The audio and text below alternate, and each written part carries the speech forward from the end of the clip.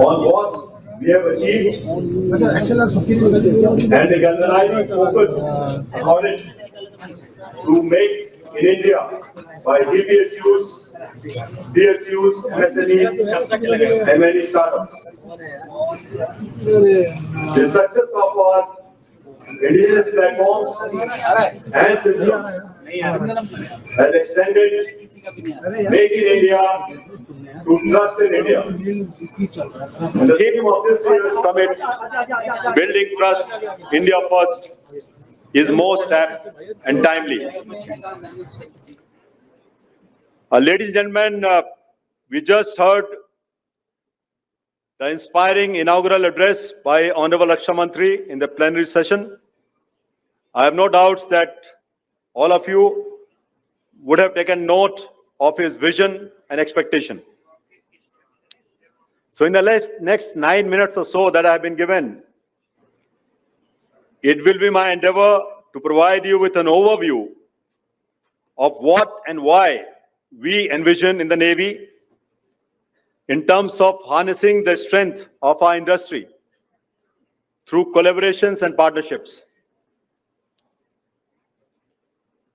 To start with, let me clearly state once again that India was, India is, and India will always be a maritime nation. Not just by design in terms of geography, which all of you are aware, but also by destiny in terms of our future growth. The strategic maritime identity, what I just described, was aptly articulated by Honorable Raksha Mantri last year. And I quote him, "We were once known as a landlocked country with seashores, but now we can be seen as an island country with land borders," unquote. If you look at India's history, we have a rich maritime past and an unbroken seafaring tradition. Remarkably, all of you are aware, we are the only country in the world with an ocean named after us. Today, India is once again realizing its rich maritime potential, and the apex level vision and policymakers are aware, and their statements are reflective of this broader maritime renaissance. Our Honorable Prime Minister, Shri Narendra Modi, had made a clarion call of Sagar in 2015, security and growth for all in the region. And building on this legacy over the last 10 years, the vision has been rightly elevated to Mahasagar, or mutual and holistic advancement of security and growth across regions. This year, again in Mauritius. To my mind, this is reflective of India's growing stakes and steadfast conviction that our destiny as a nation lies in reclaiming our oceanic opportunities as the foundation of our future prosperity and global influence.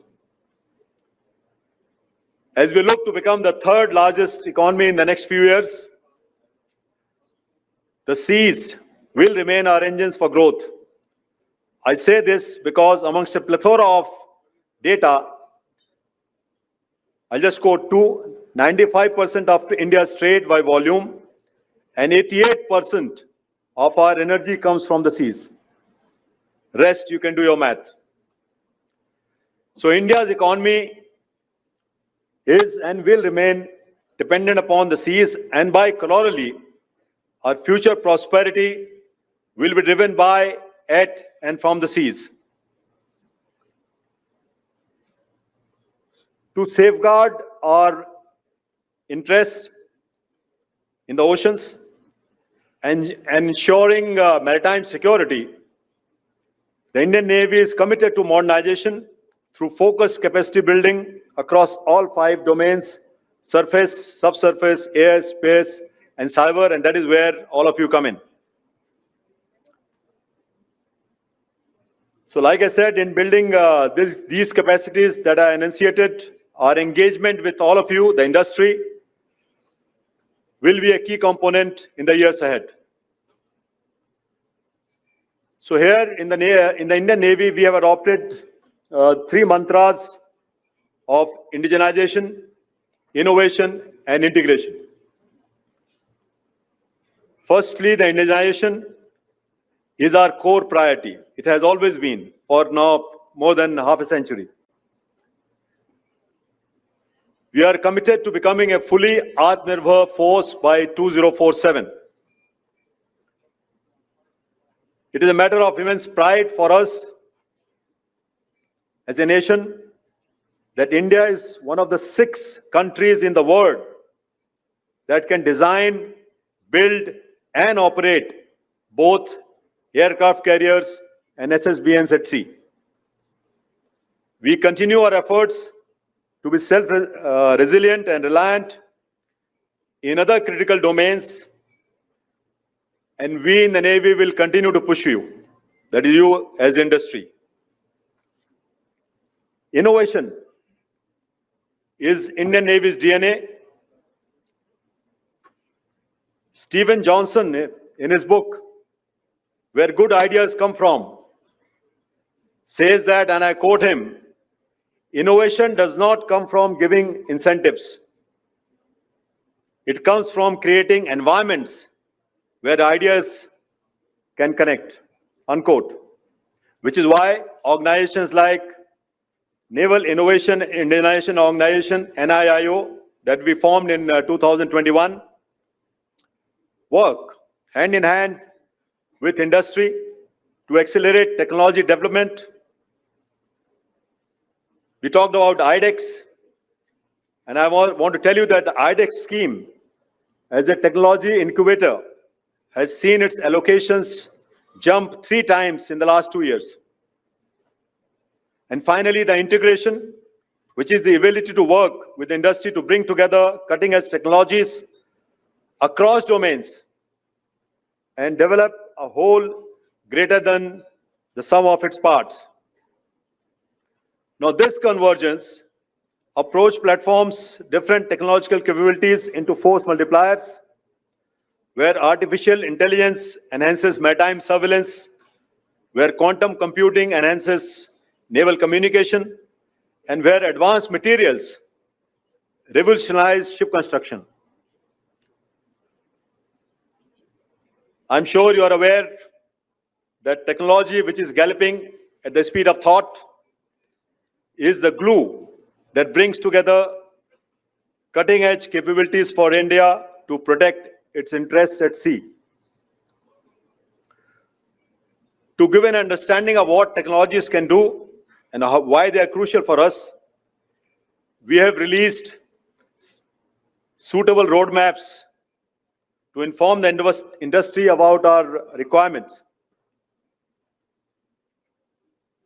Some of the niche, disruptive, and cutting-edge technologies that elude us today include the propulsion systems on our ships and submarines, aero engines, strategic underwater capability, high-end sensors and weapon systems, hypersonics, and large uncrewed systems, just to name a few.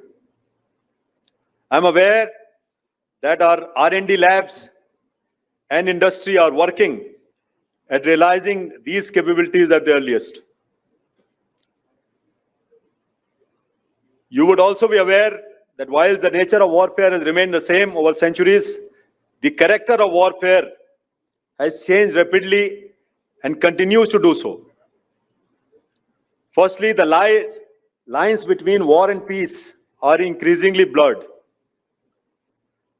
Secondly, the commercial technologies are democratizing warfare, making it available to non-state actors. And finally, we are moving into an era of mass precision, where highly accurate capabilities and in large numbers both remain important for us.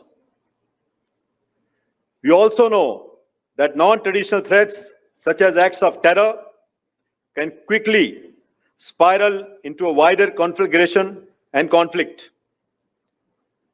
Use of non-contact warfare, along with space and cyber domains, to wage a conflict with no ceasefires is a reality.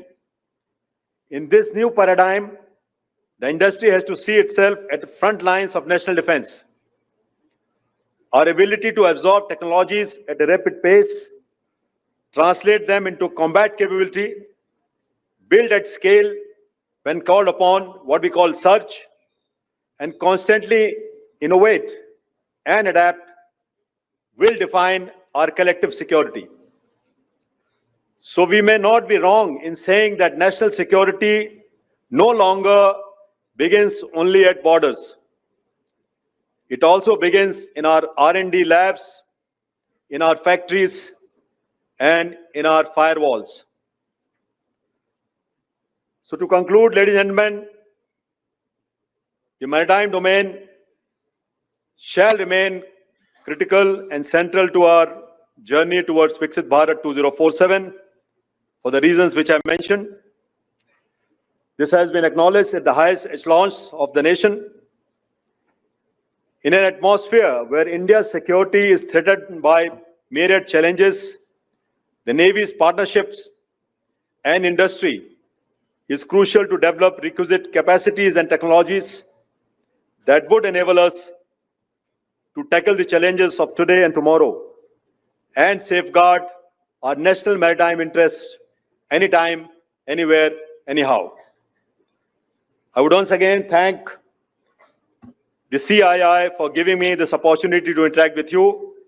Thank you, ladies and gentlemen. Jai Hind, Shamno Varuna.